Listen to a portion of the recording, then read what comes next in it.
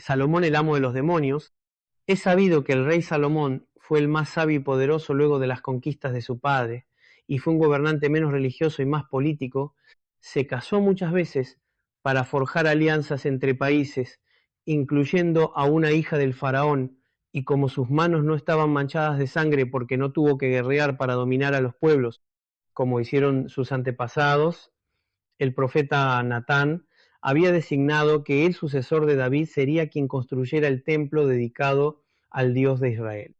Así, una vez establecido en el poder, convocó a todos sus consejeros y les informó que iba a empezar las obras, que el rey Hiram de Tiro aportaría maestros arquitectos y madera de cedro, y disponían de canteras en abundancia, pero había un problema. No quería usar hierro en la construcción porque era un elemento de destrucción y no podía consagrarse.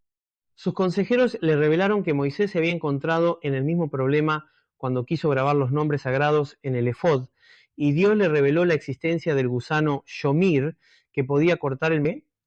y le permitiría construir el templo sin usar ningún tipo de material de destrucción.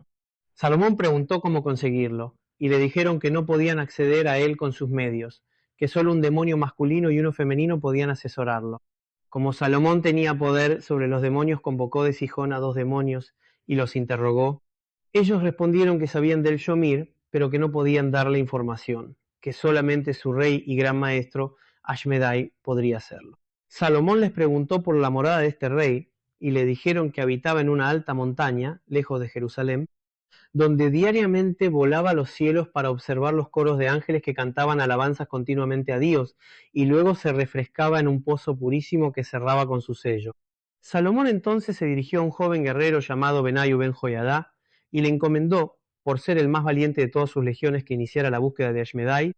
y como éste aceptó con entusiasmo, le entregó una cadena en cuyos eslabones en cada uno estaba grabado el nombre inefable de Dios y provisiones para él y su cuadrilla.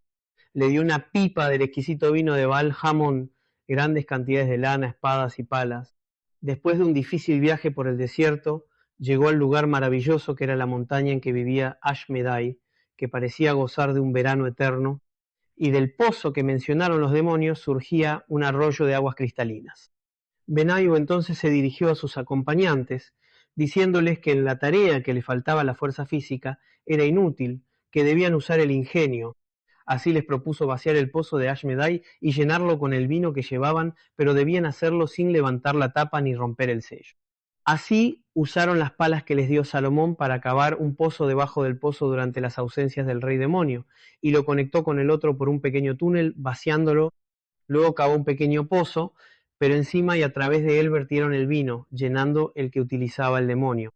Una vez borrados los indicios de sus trabajos, ordenó a sus compañeros que se escondieran, y él se subió a una palmera para observar. Al instalarse en la oscuridad de la noche, vio un resplandor rojizo en el cielo y una criatura monstruosa de alas negras en él, que se dejó caer en el suelo. Cuando Ashmedai, tal era la criatura, vio que su pozo contenía vino, se enfureció, porque sabía que esa bebida intoxicaba y confundía los sentidos y la mente. Sin embargo, presa de una sed incontenible, se mojó los labios, prometiéndose no caer en la embriaguez, ya que su enorme cuerpo no iba a sentir apenas un poco. Pero como siempre ocurre con el vino, y este era dulce y aromático, la decisión inicial fue seguida de otra de un pequeño sorbo, y otro, y luego otros más grandes, hasta que el alcohol lo venció y quedó dormido. En ese momento Benayu se acercó en silencio y arrojó sobre el cuello del demonio la cadena con el nombre de Dios grabado en cada eslabón. A la mañana, cuando Ashmedai se despertó, vio que estaba inmovilizado a su cama, y al buscar las pesadas cadenas que supuso, solo encontró el collar frágil en su cuello, pero ni toda su fuerza ni su magia pudieron romper dicho elemento. El joven héroe le dijo entonces que no insistiera, que lo retenía no era el débil metal, sino el todopoderoso nombre de Dios que reinaba tanto sobre Israel como sobre los demonios, y Ashmedai entonces se resignó. Al llegar a la corte de Salomón, Ashmedai tomó un bastón y marcó alrededor de sí mismo un círculo de 4 yardas de circunferencia, y le dijo al rey de Judá e Israel, rey de polvo y cenizas: No contento con haber conquistado a todos los pueblos vecinos y sus tributarios, tratas de arrancar el cetro del rey de los demonios, cuando al morir lo único que tendrás será la tierra que acabo de marcar. Salomón lo calmó, diciéndole que no deseaba conquistarlo, sino tan solo conseguir el Shomir para su tarea sagrada, ante lo que el demonio se calmó y accedió a informarle dónde estaba el gusano, propiedad del Señor de los mares y las aguas, el Leviatán, el que lo escondió en un lugar inaccesible. Salomón volvió a encargarle a Ben-Hail la tarea y las peripecias de este para traer el Shomir son parte de otra historia, pero tuvo éxito y se lo presentó a su rey. Ashmedai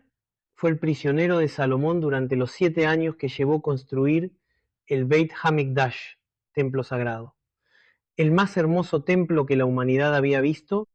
y cuando terminó su obra indicó a sus cortesanos que lo dejaron solo con el demonio.